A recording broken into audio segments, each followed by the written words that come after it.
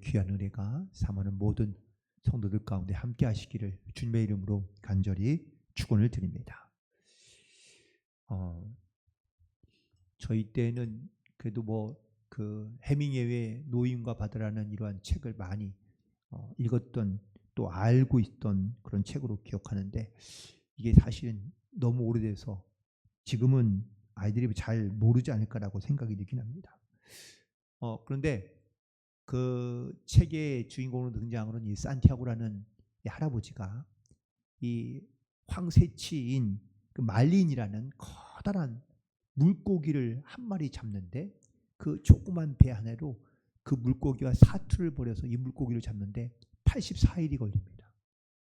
여러분, 사실 조금 말도 안 되는 이야기이지만 그 오랜 그 작은 배에서 그 말린이라는 그 황새치 큰 물고기를 잡고, 그리고 그 배에 매달고 돌아오게 되죠. 그런데 돌아오는 길에 상어떼의 습격을 받게 됩니다. 왜냐하면 작살이라고 그러죠. 그것이 이제 그 생선의 몸에 꽂혀 있는데, 거기서 나가는 피로 말미암아 상어떼를 부르게 되고, 결국은 그 상어떼와 치열한 싸움을 또 하게 됩니다. 자, 그렇게 해서 아주 오랜 동안 바다를 표류하다가 결국은 돌아왔는데, 돌아왔을 때 이 잡아온 말린이라는 생선은 어떻게 됐을까요? 뼈만 남고 아무것도 없었다라는 이야기입니다. 자, 그러면은 해밍웨이가 이 노인과 바다에서 하고 싶었던 이야기는 뭘까요? 아마 많은 사람들이 자기의 삶에 철저하게 정말 최선을 다해 살아가며 투쟁하며 살아가지만 사실 자기의 삶에 남은 것이 없다, 허무한 뿐이다라는 것을 아주 분명하게 말하고 있는 그러한 이야기일 것입니다. 오늘 본문에 시몬 베드로와 예수님의 이야기가 또한 그 만남이 등장하고 있는데, 여러분들, 시몬 베드로의 직업이 뭐죠? 어부. 예수님의 직업은 뭐죠? 목수. 이 이야기가 나중에 또 한번 조명이 될 겁니다. 자, 그런데 베드로가 어부인데, 이 사람이 밖에 나가서 밤새도록 고기를 잡았는데, 고기를 잡았을까요? 못 잡았을까요? 밤이 새도록 잡았지만 못 잡았습니다. 그리고 허탈한 마음을 가지고 집으로 돌아오게 됩니다.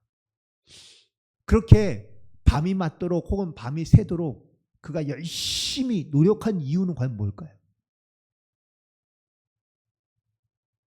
고기를 많이 잡는 것도 물론 행복한 일이지만, 자기의 삶에서 열심으로 최선을 다해서 많은 사람들이 살아가고 있지만, 하지만 열심히 노력하고 힘쓴 만큼 보상이 돌아오지 않을 때도 있다 없다? 있다예요? 없다예요? 노력한 만큼 물론 보상이 돌아오기도 하지만 그렇지 않을 때도 있다라는 것이죠. 만약에 오늘 말씀을 시작하기에 앞서서 베드로가 열심히 그물을 던지고 밤이 맞도록 새도록 그물을 던져 그래도 몇 마디라도 건졌다면, 그렇다면 진짜 오늘은 재수없는 날이가 보다 라고 사실 생각할 수 있습니다. 그런데 한 마리도 못 잡은 날은요, 과연 어떤 마음 그리고 어떠한 생각으로 돌아오게 되었을까요? 우리는 내 삶에 최선을 다하며 우리가 날마다 살아갑니다. 오늘 하루도 최선을 다하여 사신 줄 믿습니다. 그런데 여러분, 최선을 다해서 산 만큼 여러분들에게 그 삶에 대한 보상이 돌아오셨나요? 아니에요? 그래도 뭔가 좀 조금이라도 돌아왔다면 괜찮은데, 오히려 얻은 것이 아무것도 없고, 심지어 나에게 돌아오는 보상이라곤 사람들의 어떤 이런 이상한 소리나 아니면 손가락질과 욕이라면, 그러면 정말 마음이 얼마나 힘들고 어려울지 충분히 짐작이 갑니다. 성경을 읽어보면, 복음서를 특별히 읽어보면 예수님께서 가니는 곳곳마다 많은 사람들이 모여들었습니다. 많은 사람들이 왜 모여들었을까요? 예수님을 만나면 혹은 예수님을 보러 가면 뭔가 기대하지 않았던 일들을 그들이 볼 수 있었고 또한 만날 수 있었기 때문입니다. 물론 예수님을 만나면 예수님이 주시는 좋은 말씀도 듣습니다. 그러나 많은 사람들의 관심사는 예수님의 말씀보다는 예수님께서 행하시는 기적과 이적을 더 보고 싶거나 아니면 또한 그거를 듣고 싶어 했던 거냐, 경험하고 싶어 했던 것이죠. 그런데 오늘 말씀에 보면 예수님께서 가는 곳곳마다 기적을 행하셨지만 기적을 행하시기에 앞서서 하신 일이 있습니다. 그 뭔지 아세요? 말씀을 전하셨다라는 사실입니다. 자, 오늘 말씀 먼저 1절에 보시면 무리가 몰려와, 이 무리는 다 무엇 때문에 몰려왔을까요? 네, 말씀을 들으러 왔을까요? 기적을 보러 왔을까요? 기적을 보러 옵니다. 현상을 보러 옵니다. 자기에게 필요한 무언가를 얻기 위하여 예수님에게 몰려온 겁니다. 그런데 많은 사람들이 이런 기대감을 가지고 혹은 또 예수님께 어떤 문제를 가지고 나온 것을 예수님께서 아실까요? 모르실까요? 아시죠. 아신데 그러면 이 사람들이 원하는 것을, 필요한 것을 주님께서 주시려고 기적을 먼저 행하시거나 병자를 고치시거나 귀신을 내어 쫓으신 것이 아니라 먼저 어떻게 하신다고요? 말씀을 전하셨다라는 사실입니다. 우리도 주님께 우리가 나와 우리의 어떤 이러한 기도와 간구, 우리의 아렘, 바렘, 소망 같은 것들을 우리가 주님께 아뢰기도 하고 혹은 그런 기대와 소망을 가지고 주님께 나아가지만 먼저 우리가 해야 할 일은 하나님의 말씀에 귀를 기울이고 주님의 말씀을 듣는 것이 가장 우선순위인 줄로 믿습니다. 결국 수많은 사람들이 예수님께 나와 기적과 이적을 바랬습니다. 특별히 예수님 시대에는 가장 좀 많은 사람들이 더 갈급해하는 하나의 사건이 있는데 그건 바로 메시아의 도래였습니다. 어떤 선지자가 나타나서 병자도 고치고 혹은 또 기적도 일으키고, 사실 이런 선지자가, 하나님의 말씀을 대언하는 선지자도 물론 필요하긴 하지만 예수님 시대에 그들이 정말 기대하고 갈망하고 있는 사람은 과연 누구일까요? 그건 바로 메시아 혹은 그리스도였습니다. 수많은 사람들이 예수님께 몰려왔던 이유는 뭘까요? 물론 예수님의 보여주시는 기적, 표적 이런 것들을 보기 위함도 있지만 보는 즐거움도 있지만 사실 많은 사람들이 예수님께 와서 이런 기적과 표적을 보기도 하고 또 예수님의 말씀을 들으려고 왔는데 그들이 그렇게 예수님의 말씀을 들으려 했던 이유는 한 가지입니다.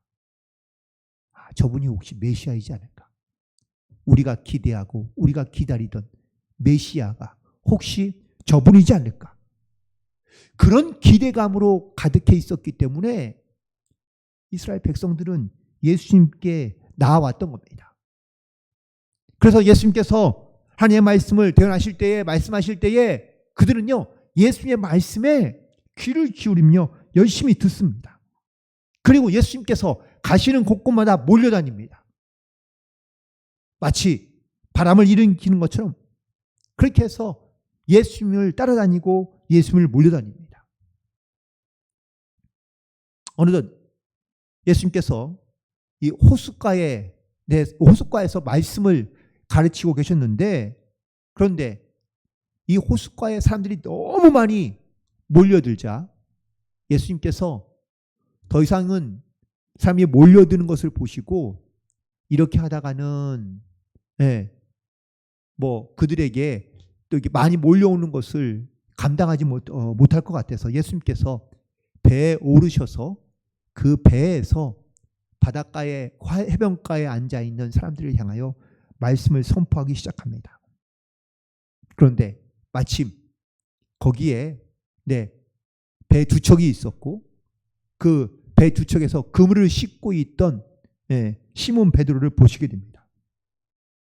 그리고 그 시몬에게 배를 떼기를 육지에서 배를 떼기를 청하시고 그리고 그 배에 앉아서 하나님의 말씀을 선포하며 가르치십니다. 여러분 아까 말씀드린 대로 베드로의 직업은 어부라고 말씀드렸는데요. 지금도 고기를 좀 잡으러 나가려면 새벽녘에 일찍 나갑니다. 그렇죠? 새벽이 동트기 전에 일찍 나가서 고기를 잡아야 사실 고기가 잘 잡힙니다. 이 갈릴리 호수이지만 여기에도 물고기들이 꽤나 많이 살고 있었는데 그런데 이 물고기들이 낮에는 잘 잡히고 밤에는 잘 잡히지 않는 것이 아니라 반대인 거예요. 낮에는 잘 잡히지 않고 밤에는 잘 잡힙니다. 여러분들 낚시 좋아하세요? 해보셨나요? 네, 저도 낚시를 잘 안 해봐서 잘 모르는데 그런데 뭐 사람들이 낮에 가서 낚시하는 사람들은 별로 안 보이더라고요. 주로 밤에 가서 낚시합니다.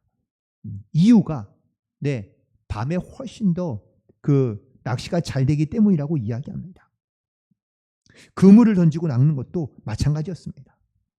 그래서 예수님 당시에도 주로 어부들은 밤 10시에서 주로 새벽 4시까지 이렇게 주로 물고기를 잡았는데 지금이야 모터가 달린 배이니까 뭐 갔다가 훅 오지만 예전에는 다 어떻게 해요? 노를 저어서 가야 돼요. 그럼 갈릴리 호수 가보신 분들이 있겠지만 가로는 약 한 13km 정도 되고요. 그리고 세로는 남북으로는 약 한 22km 정도 됩니다. 그런데 가운데 딱 지점에 가려면 그럼 몇 킬로예요? 12km의 절반이 몇 킬로예요? 6km. 여러분들 6km 걸어오셨어요? 쉽지 않죠? 그런데 배를 저어서 가보세요.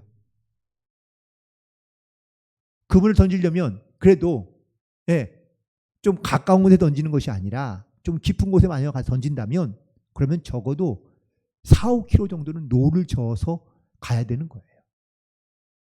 물론 뭐 노를 잘 저어지면 빨리 갈 수도 있긴 하겠지만 사실 고기 잡는 배가 그렇게 크지도 않고 빠르지도 않습니다.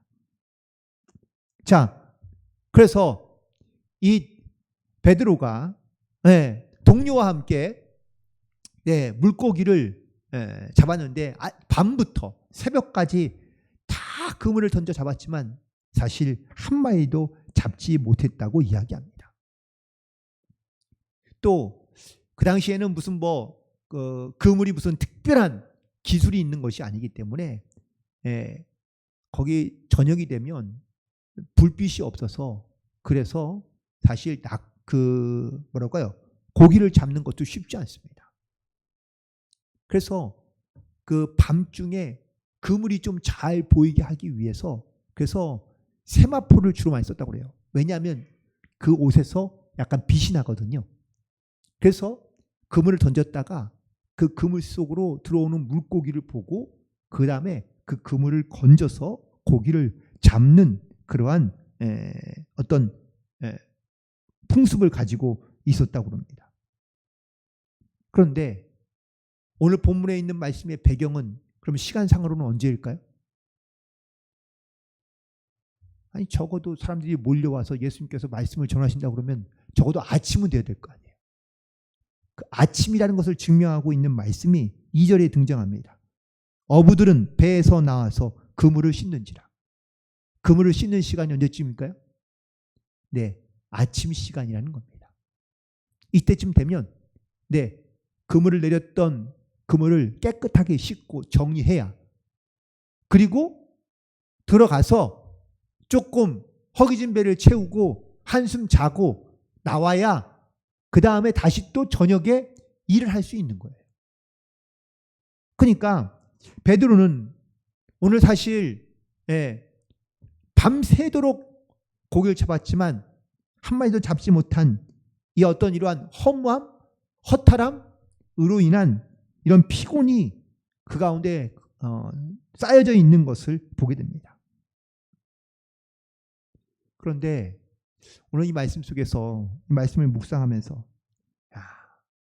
베드로가 오늘 말씀 가운데 5절에 있는 말씀을 보시면 시몬이 대답하여 이르되 선생님 우리들이 밤이 새도록 수고하였을 때 잡은 것이 없지만은 말씀에 의지하여 내가 그물을 내리리이다 라고 고백하고 있거든요.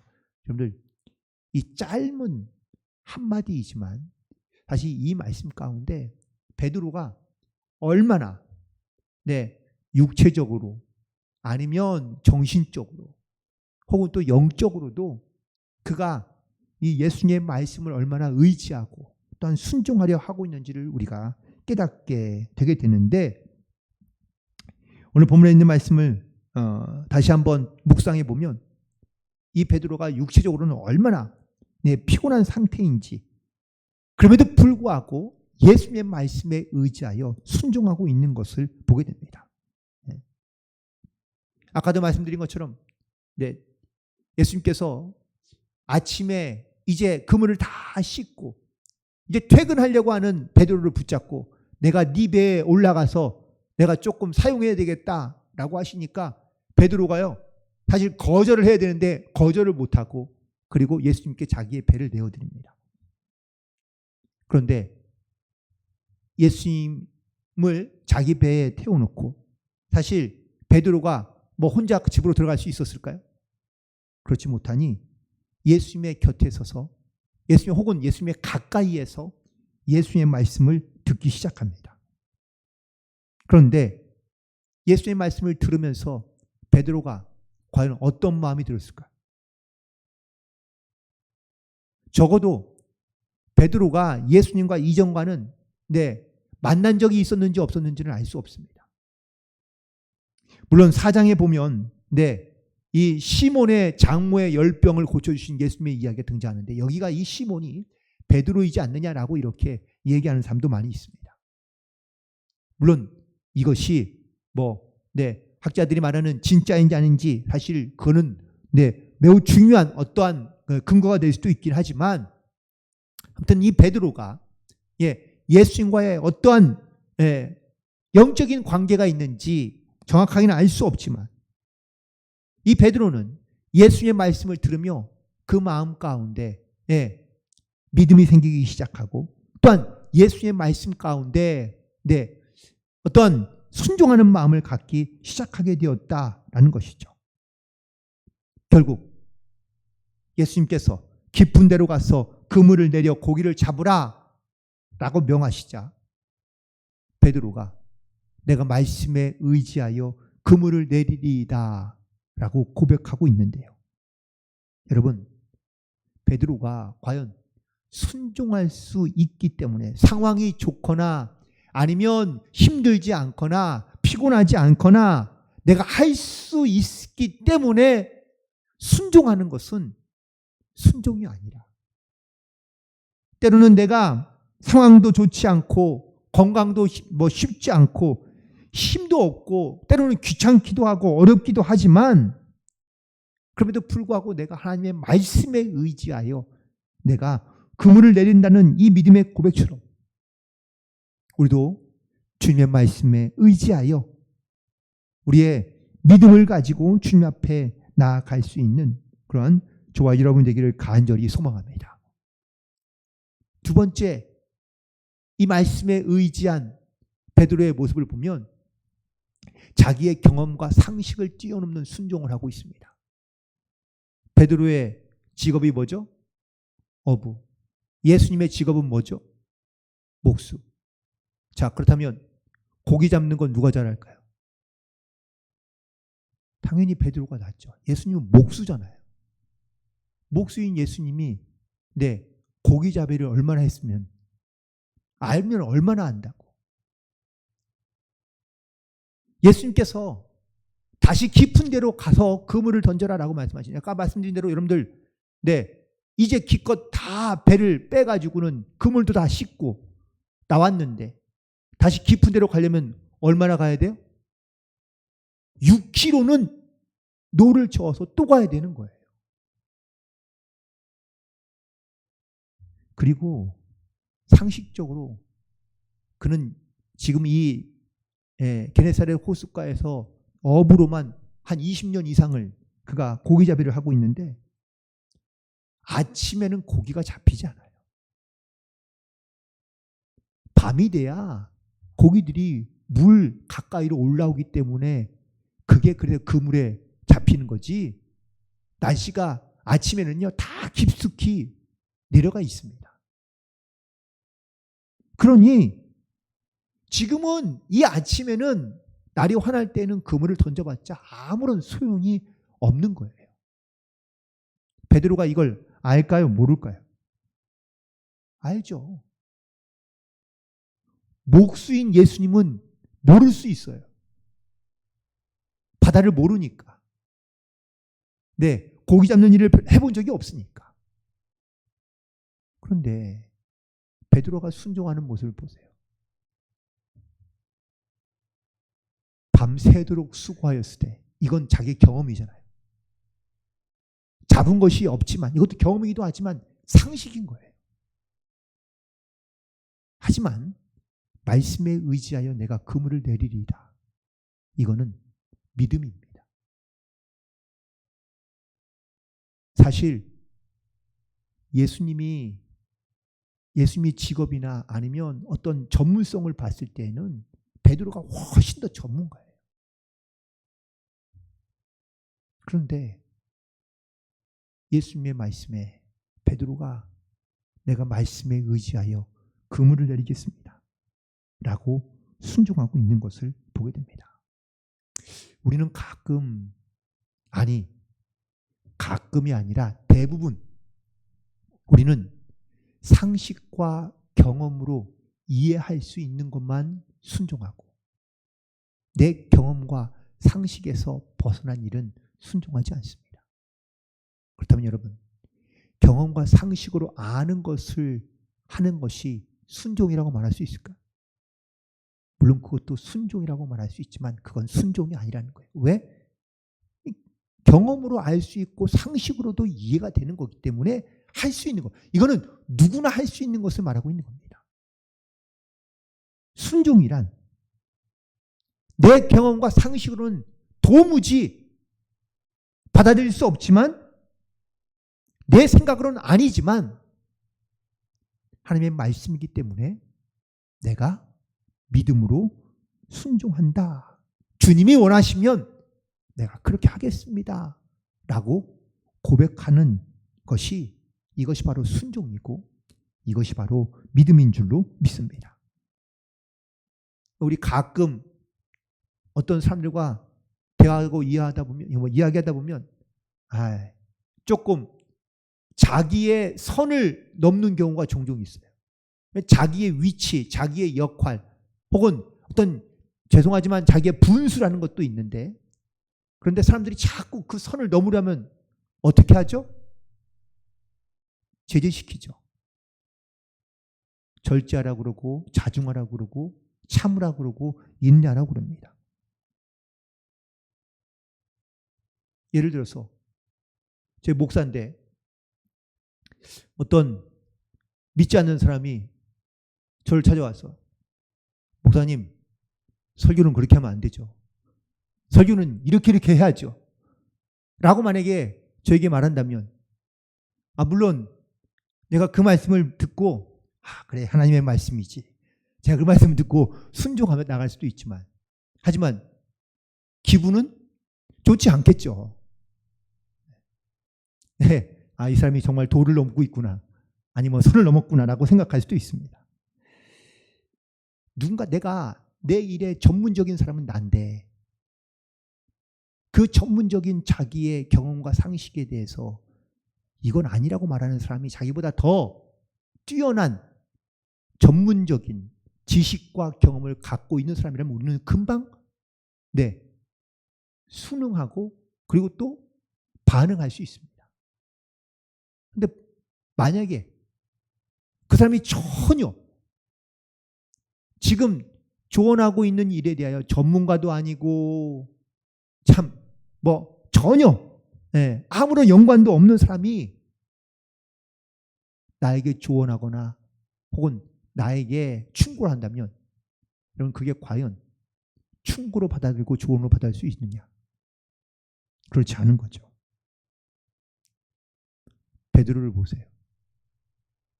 예수님의 말씀에 그가 순종합니다. 근데 순종할 수 있는 이유가 있습니다. 그가 왜 예수님의 말씀에 순종했을까요? 예수님의 말씀에는 권위가 있다는 것을 그가 알았기 때문이고 믿었기 때문입니다. 자, 시몬이 대답하여 이르되 뭐라고 부르죠? 선생님. 여기 선생님은 어떤 말일까요? 네? 주님이라는 말이겠죠? 그런데 물론 이제 그 말도 맞긴 하지만 소위 이제 선생님이라는 말에는 랍비도 있긴 하지만 여기는 에피스타테스라고 이렇게 얘기하고 있는데 여기 말하는 이 선생님은 우리가 지식을 가르치는 티처, 선생을 말하는 것이 아니라 주인을 의미하고 있는 마스터를 말하고 있습니다. 가장 전문가. 지금 자기가 이 고기를 낚는 일에는 내가 가장 전문가라고 생각하고 있는 이 어부인 베드로가 예수님을 향하여 자기의 지식과 전문성보다 예수님이 훨씬 더 전문가라는 것을 인정하고 고백하고 있는 말이 바로 선생님이라는 뜻이에요.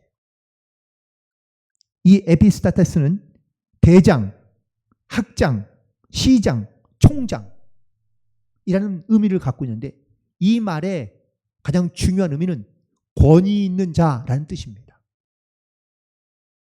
권위를 가지고 있는 사람에게는 많은 사람들이 순종하고 복종하게 됩니다. 그런데 권위를 갖고 있지 않는 사람에게는 우리가 복종하거나 순종하지 않는 것이죠. 그가 자기의 배에서 하나님의 말씀을 가르치시는 예수님의 말씀을 들으면서 이 베드로는요, 이분이 정말 하나님의 아들이시구나. 이분의 말씀에는 권위가 있구나. 이분의 말씀에는 능력이 있구나. 이런 확신과 이런 믿음의 고백이 생겼기 때문에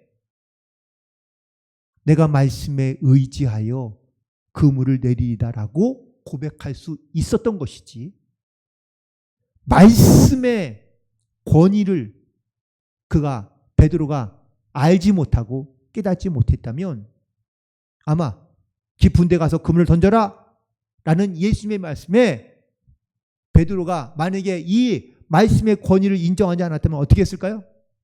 이 사람아, 내가 어부야, 내가 더 전문가야 라고 말할 수 있다는 거예요. 여러분 잘 들어보세요. 예수님께서 내 삶에 내 이름을 부르며 누구야? 내가 너에게 이렇게 도와주마, 이렇게 하마, 이게 하나님께서 말씀해 주신다면 여러분 우리가 그 말씀 따라 우리가 과연 얼마나 순종할 수 있을까? 때로는 내 이성과 내 경험과 내가 알고 있는 상식이 사실 얼마나 고상하고 대단한지는 알 수 없지만 하나님의 말씀의 권위를 우리가 깨닫지 못한다면 우리는요, 아무리 하나님의 말씀을 들어도 내 소견에 오른 대로 살아가기가 쉽습니다. 사사시대의 이스라엘 백성들이, 사사시대만 그런 것이 아니라 하나님의 말씀의 권위를 인정하지 않으면 다 자기 소견에 오른 대로 살아가기 쉽다는 겁니다. 우리는 대부분 그렇게 살아갑니다. 결국 예수님의 말씀에 권위를 고백하고 예수님의 말씀에 의지하여 나아갔던 베드로는 어떻게 됐을까요? 네, 그물이 찢어지게 잡힙니다. 자기 배에만 가득 채운 것이 아니라 자기 동료에 있는 배에도 가득 채워서 돌아오게 됩니다. 자, 그런데 이때 놀라운 베드로의 반응이 있습니다. 8절에 있는 말씀이죠. 시몬 베드로가 이를 보고 예수의 무릎 아래에 엎드려 이르되 주여 나를 떠나소서 나는 죄인으로소이다 라고 고백하게 됩니다. 베드로가 이렇게 고백할 수 있었던 이유는 과연 뭘까요? 그가 예수님의 말씀의 권위 또한 예수님의 능력의 권위를 그가 깨닫게 되고 나니 자기의 연약함과 자기의 부족함을 인정할 수밖에 없게 되었다라는 사실입니다. 여러분, 우리도 마찬가지입니다. 우리도 예수님에게 내 인생의 삶의 모든 권위와 모든 능력이 주께 있음을 우리가 깨닫게 될 때 우리는 주님 앞에 죄인임을 고백하며 살아갈 수밖에 없는 줄로 믿습니다. 그리고 더 놀랍고 특이한 일은 11절에 있는 말씀입니다. 그들이 배들을 육지에 대고 모든 것을 버려두고 예수를 따르니라. 자, 여기서 그들은 누구일까요? 네? 베드로만 분명히 예수님께서 보세요. 10절에서는 무서워하지 말라. 이제 후로는 내가 사람을 취하리라. 누구에게 주신 말씀이에요? 베드로에게 주신 말씀이에요. 예수님은 분명히 베드로에게 말씀하셨는데 반응은 베드로만 예수님을 따른 것이 아니라 베드로와 함께 있던 사람들이 다 따라갑니다. 여기서 그들은 바로 베드로와 함께 있었던 그의 형제인 안드레와 그리고 또한 그 자기 배 말고 다른 배에 있었던 동료가 누구예요? 야고보와 요한. 이 사람들이 다 배들을 육지에 대고 모든 것을 버려두고 예수를 따랐다는 거예요. 여러분, 여기서 우리가 중요한 메시지가 하나 있습니다. 그건 바로 한 사람의 변화를 통해서 다른 사람들까지 변화된다라는 사실이에요. 예수님께서는 분명 베드로에게 말씀하셨고 베드로에게 명하셨습니다. 말씀의 권위를 느낀 베드로가 믿음으로 순종하고 따랐더니 어떻게 됐어요? 기적을 경험하게 되고 역사를 경험하게 됩니다. 그리고 그 일어났던 모든 일들을 그의 친구들과 많은 사람들이 보게 됩니다. 베드로가 자기의 죄를 고백하며 자기를 죄인이라고 고백했던 이 모습을 통하여 그 곁에 있던 또한 그와 함께 있던 안드레와 그리고 야고보와 요한도 베드로와 똑같은 마음을 품게 되었다는 사실이에요.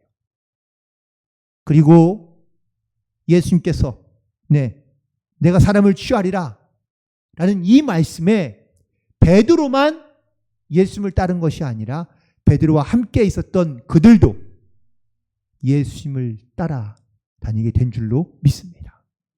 여러분, 이것이 바로 오늘 말씀이 주는 복음의 가장 핵심적인 메시지입니다. 한 사람이 변화되면 그 사람만 변화되는 것이 아니라 그 사람을 통하여 많은 사람들이 주께로 돌아오는 놀라운 구원의 역사가 일어나게 되는 줄 믿습니다. 여러분이 바로 이런 예수님의 말씀에 의지하여 예수님의 말씀의 권위를 인정하고 그 말씀에 우리가 믿음으로 순종하며 나아갈 때 나를 통하여 내 주변에 다른 사람들이 주께로 돌아오고 구원을 얻게 되는 놀라운 구원의 역사가 나타나게 되는 줄 믿습니다. 오늘 이 말씀의 능력이 이 자리에 함께 살아가는 모든 성도들 가운데 함께 하시기를 간절히 소망하며 나를 통하여 내 주변에 가까이 많은 영혼들이 주께로 돌아오는 놀라운 구원의 역사를 일으키는 복된 성도들이 되기를 주님의 이름으로 간절히 축원을 드립니다. 기도하시겠습니다. 하나님, 오늘도 우리에게 주님 말씀하여 주셔서 하나님의 말씀이 권위 있는 말씀, 이 말씀에 의지하여 살아갈 때에 하나님께서 우리 가운데 역사하시는 놀라운 살아계신 은혜의 증거들을 나타내게 해 주시는 줄 믿습니다. 주여, 깨어있어 기도함으로 이 말씀의 능력이 우리의 마음과 심령을 새롭게 하는 말씀이 되게 인도하여 주옵시고, 하나님, 내가 변화되어 하나님 앞에 순종하며 나아갈 때 하나님, 나를 통하여 내 주변에 가까이 있는 많은 영혼들이 주께로 돌아오는 구원받는 놀라운 구원의 역사가 나타날 수 있도록 인도하여 주옵소서. 예수님의 이름으로 기도드리옵나이다. 아멘.